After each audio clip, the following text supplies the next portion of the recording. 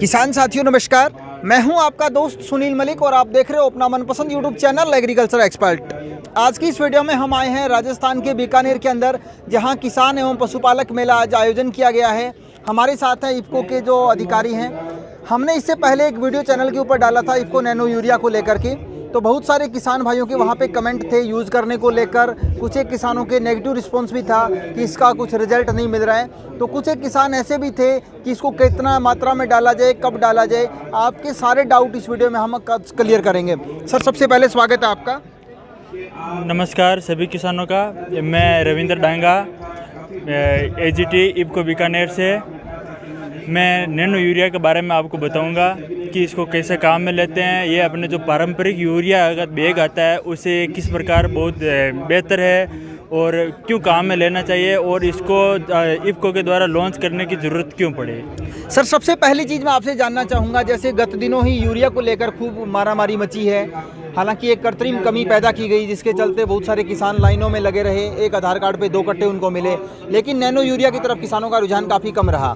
अभी भी एक लंबी ज़रूरत है इफ़को को कि वो किसानों तक इस चीज़ को पहुंचाए, जागरूकता फैलाए। तो बताएं किस प्रकार से बेहतर है यूरिया का जो कट्टा है दानेदार ग्रेन्यूल्स फॉर्म उससे अलग। पहली बात तो कमी की बात है, वो इस कारण से हुई है क्योंकि इतना इंपोर्ट नहीं हुआ जितना पिछले साल हुआ, क्योंकि लगभग काफ़ी खाद इंपोर्ट होता है, अपने देश में नहीं बन पाता है जी। दूसरी बात यह है कि इफ़को नैनो यूरिया की बोतल के ये लाने के पीछे उद्देश्य ये था कि ज़्यादा से ज़्यादा किसान की लागत कम हो। इसके लिए जो बैग होता है पारंपरिक, अपना जो यूरिया का दानेदार यूरिया का बैग होता है उसको काम में लेते हैं। तो यदि अपन मान के चलते हैं कि 100 किलो यदि यूरिया का बैग काम में लेते हैं तो उसमें से फसल को 30 से 35 किलो ही काम आता है जी। बाकी या तो वो हवा में नाइट्रोजन गैस बन के उड़ जाता है या फिर वो पानी के साथ जड़ों से इतना नीचे चला जाता है कि वो पौधे को नहीं मिल पाता, लीचिंग हो जाती है। हाँ, तो इस प्रकार से ये नैनो यूरिया का उपयोग करना चाहिए। और दूसरी बात देखें तो कट्टे का काम में लेते हैं तो वो नीचे जो लीचिंग में पानी के साथ नीचे चला जाता है ना, वो फिर पानी में नाइट्रेट बन के प्रदूषित करता है पानी को, जिसको हम भी पीते हैं, जानवर भी पीते हैं, पशु भी पीते हैं, तो उसका वो प्रदूषण होता है। कहीं ना कहीं धरातल का जो पानी है वो भी प्रदूषण में आ रहा है। तो इस प्रकार से नैनो यूरिया है, इसको क्या है कि एक दाने को 40,000 भाग बना कर उसको एक तरह का नैनो पार्टिकल में कन्वर्ट किया गया है। इसका स्प्रे करने से जो पौधे में जो पत्तियों के रंध्र होते हैं उससे वो सीधे ग्रहण कर लेते हैं, और उनकी जो कोशिकाएं हैं पौधे की उनमें वो रिक्तियाँ होती है तो उनमें वो समावेश हो जाता है। तो फिर वो पौधे को ज़रूरत के हिसाब से वो नैनो यूरिया वो जितनी ज़रूरत है वो लेता है जी। सर, सबसे पहला सवाल मेरा आपसे ये है कि जैसे आपके हाथ में एक बोतल है, कितनी दूरी के अंदर इसको स्प्रे करने के लिए पर्याप्त है? ये 2 बीघे के लिए प्रयुक्त है, और यदि जो दलहनी फसलें हैं, दाल वाली फसलें हैं, उनमें 3 बीघे 1 बोतल काम में लेते हैं। क्या कुछ डोज रखी और पानी इसके अंदर कितना प्रयोग में ले? 4 ml 1 लीटर पानी में काम में लेना चाहिए। एक बोतल 125 लीटर पानी में काम आएगी, यानी 125 लीटर पानी के अंदर पूरी एक बोतल डाल करके अपने 1 एकड़ के अंदर या 2 बीघा के अंदर अपने स्प्रे कर सकते हैं जी।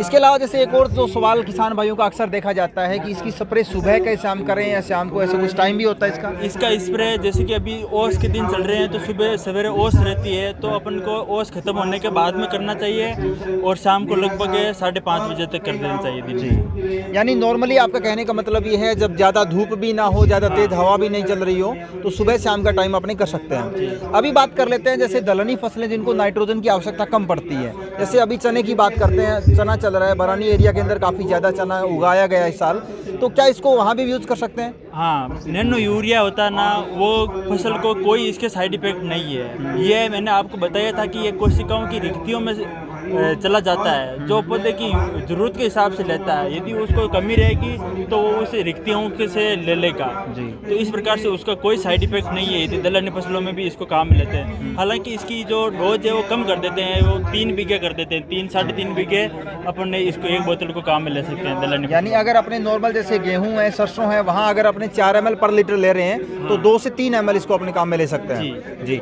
इसके अलावा जो किसान हैं, नए किसान हैं जिनको अभी तक ये नहीं पता कि नैनो यूरिया क्या काम करता है, किस प्रकार से क्या नई टेक्नोलॉजी है, उन किसानों को आप कुछ मैसेज देना चाहेंगे?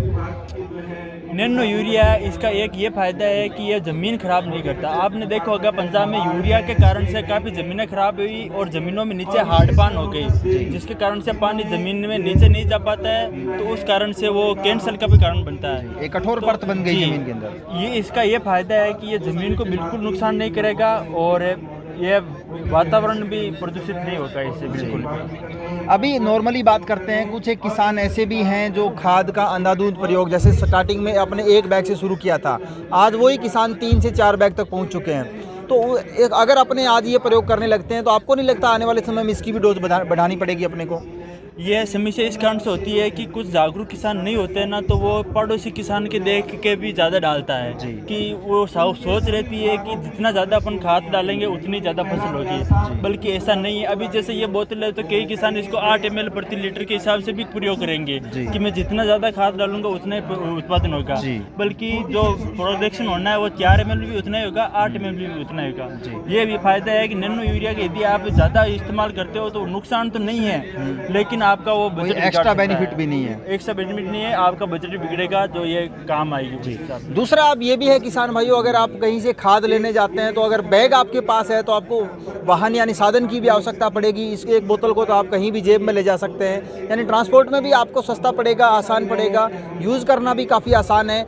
दूसरी चीज़ ये है कि ये अपना रिजल्ट भी काफ़ी अच्छा और जल्दी लंबे समय तक दिखाता है, जबकि अपने यूरिया अगर डालते हैं तो नाइट्रिफिकेशन होने में थोड़ा टाइम भी लगता है। इसके अलावा यूरिया का 30% हिस्सा ही किसान भाइयों की फसलों में काम आ पाता है, बाकी लीच डाउन के माध्यम से ज़मीन में नीचे चला जाता है। तो इस प्रकार से यदि आप आने वाले समय में या अभी से इसको प्रयोग करना शुरू करते हैं तो काफ़ी अच्छा रिजल्ट आपको देखने को मिलेगा।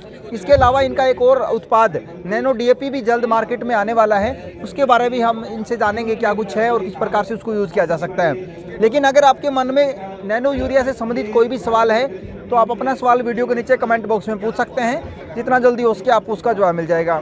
सर धन्यवाद।